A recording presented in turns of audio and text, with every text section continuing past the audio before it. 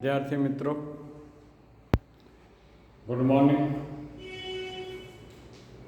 આપણે 14મા પાઠ વિશેની વાત ભણતા હતા. એના 14મા ભાગની અંદર કાર્બન ચક્ર વિશેની વાત ભણી ચૂક્યા. શાના વિશે? કાર્બન ચક્ર વિશેની વાત ભણી ચૂક્યા. આપણે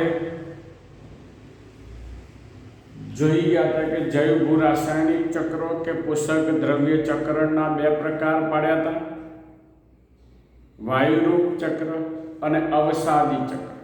જેમાં વાયુરૂપ ચક્રનું ઉદાહરણ આપણે ભણી ગયા કાર્બન ચક્ર. આ ઉપરાંત તમે અગાઉ નાઇટ્રોજન ચક્ર વિશે પણ 11મામાં પણ ભણી ગયા છે. હવે આપણે બીજી એક મહત્વની ટૂંકનો જે છે ફોસ્ફરસ ચક્ર. શાના વિશેની વાત ભણી છે? ફોસ્ફરસ ચક્ર. ફોસ્ફરસ ચક્ર એ એક અવસાદી ચક્ર. શું છે? અવસાદી ચક્ર છે.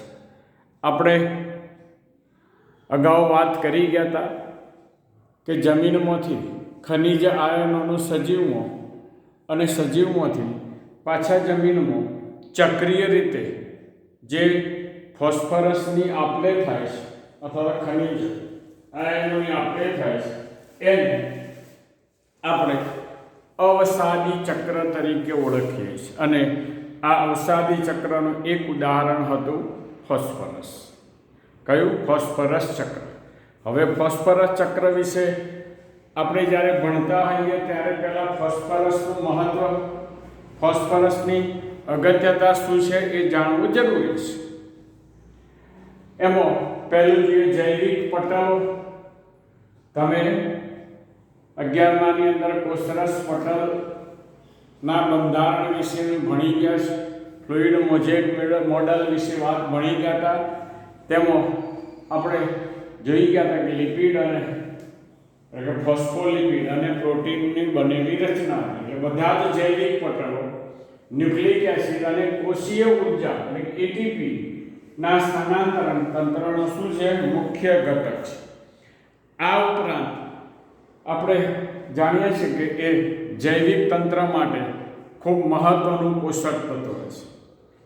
આ NADPH2 અને ATPના બંધારણમાં પણ મહત્વનો ભાગ ભજવે છે. શાના બંધારણમાં? NADPH2 અને ATPના બંધારણમાં પણ મહત્વનો ભાગ ભજવે છે. એટલું જ નહીં, પ્રાણીઓના કવચમાં, કેટલાક પ્રાણીઓના કવચમાં હાડકાં અને દાંતના બંધારણમાં પણ ફોસ્ફરસ ખૂબ મહત્વનો ભાગ ભજવે છે. હવે આપણે એના કુદરતી સંચય સ્થાન વિશેની વાત કરીએ તો કે વિશ્વમાં ફોસ્ફેટનું મોટું સંચય સ્થાન સામાન્યતઃ વિસ્તરિત પહાડોમાં અદ્રાવ્ય ફેરિક અને કેલ્શિયમ ફોસ્ફેટ. શું છે? અદ્રાવ્ય ફેરિક અને કેલ્શિયમ ફોસ્ફેટ. એટલે કે ફોસ્ફરસને ફોસ્ફેટ આયન સ્વરૂપમાં સંચિત કરતા પર્વતો કે ખડકો એ એનો શું છે? મુખ્ય સંચય સ્થાન છે. મુખ્ય સંચય સ્થાન છે. આપણને એ પણ ખબર છે કે વરસાદ અને પ્રવાહોના વહેણ દ્વારા થતા ધોવાણથી ફોસ્ફેટ પથ્થરોમાંથી વહન પામે છે. આના પરિણામ સ્વરૂપ ફોસ્ફરસ જમીનમાં ભળે છે. કેવો ભળે? જમીનમાં ભળે છે. આ રીતે સંચય સ્થાનની વાત કરી છે ત્યારે પહાડો, વિસ્તરિત પહાડો અથવા ખડકો એનું મુખ્ય સંચય સ્થાન છે. તમને અહીંયા સ્થળજ નિવસન તંત્રમાં ફોસ્ફરસનું કેવી રીતે ચક્રીયકરણ થાય છે એનો ચાર્ટ બતાવેલો છે. આપણે ભણી ગયા કે વરસાદની સાથે આ ખનિજ આયનો ક્યાં ભળે છે? ભૂમિય દ્રાવણ, ભૂમિય જળમાં ભળે. જેથી કોણ ગ્રહણ કરે છે? ઉત્પાદક. ઉત્પાદકમાંથી ક્યાં આવે? ઉપભોગીઓમાં. ઉપભોગીઓ મતલબ નિક્ષેપ અથવા અપદ્રવ એ સામો ભળે છે? ભૂમિય દ્રાવણમાં ભળે. એટલે કે જ્યારે નિક્ષેપ દ્રવ્ય છે એનું વિઘટન થાય એટલે પાછા એ સામો વેરાય છે ભૂમિય દ્રાવણમાં. પહેલા ખડકોમાંથી કયા આવે છે ભૂમિય દ્રાવણ, આ જ રીતે ભૂમિય દ્રાવણમાંથી નિરંતર વહન થાય કયું ઉત્પાદકો, આ પ્રમાણે આ ફોસ્ફરસનું શું થાય છે ચક્રીય રીતે વહન થાય છે. આપણે જોઈ ગયા કે ફોસ્ફરસ જમીનમાં ભળે જે વનસ્પતિઓને પ્રાપ્ત થાય, કયો જમીનમાં ભળે એ વનસ્પતિઓને પ્રાપ્ત થાય. પ્રાણીઓ વનસ્પતિઓમાંથી ફોસ્ફરસ મેળવે છે અને સજીવના મૃત્યુ બાદ તેમના અંગોમાં ફોસ્ફરસ આયન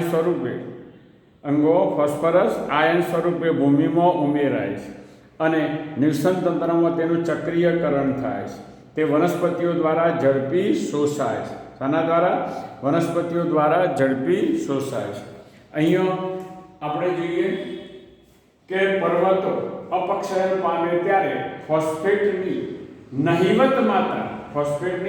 નહિવત માત્રા એ ભૂમિય દ્રાવણનો દ્રાવ્ય થાય છે. એટલે કે આપણે એમ કહીએ કે મોટા ભાગના નિર્સન તંત્રમાં ફોસ્ફરસની પ્રાપ્તિ સીમિત પરિબળ છે. ફોસ્ફરસની પ્રાપ્તિ કેવી છે? સીમાંત પરિબળ છે. મૃતદેહમાં રહેલા ફોસ્ફરસયુક્ત કાર્બનિક સંયોજનોમાંથી કેટલાક વિશિષ્ટ બેક્ટેરિયા ફોસ્ફેટને વનસ્પતિ માટે પ્રાપ્ય સ્વરૂપમાં ફેરવે છે. અહીંયા આપણે જોઈએ કે તૃણાહારીઓ અન્ય પ્રાણીના ઉપભોક્તાઓ આ તત્વ ઉત્પાદકમાંથી મેળવે છે. નકામી નિપજો અને મૃત સજીવોનું ફોસ્ફેટ દ્રવીકરણ બેક્ટેરિયા દ્વારા વિઘટન થતો ફોસ્ફરસ મુક્ત કરવામાં આવે. શું કહેવાય? ફોસ્ફરસ મુક્ત કરવામાં આવે છે. આ રીતે આપણે જે ફોસ્ફરસનું ચક્રીયકરણ થાય છે. આ ઉપરાંત ઉચ્ચ કક્ષાની વનસ્પતિઓના મૂળ સાથે સહજીવી તરીકે ફૂગ જીવન ગુજારે છે, જેને આપણે કહેતા માઇક્રોરાઇઝા, કવક મૂળ. આ માઇક્રોરાઇઝા દ્વારા પણ શું થાય છે? જમીનની અંદર આ ફોસ્ફરસ છે એ ફોસ્ફરસ શોષાય અને વનસ્પતિને પ્રાપ્ત થાય છે. કોને? વનસ્પતિને પ્રાપ્ત થાય. આમ આપણે જોઈએ છે કે આ ઉચ્ચ કક્ષાની વનસ્પતિઓમાં મૂળ તંત્ર પર વસતી સહજીવી ફૂગ ફોસ્ફેટના શોષણમાં મદદરૂપ થાય. ફોસ્ફરસનો આધુનિક સ્ત્રોત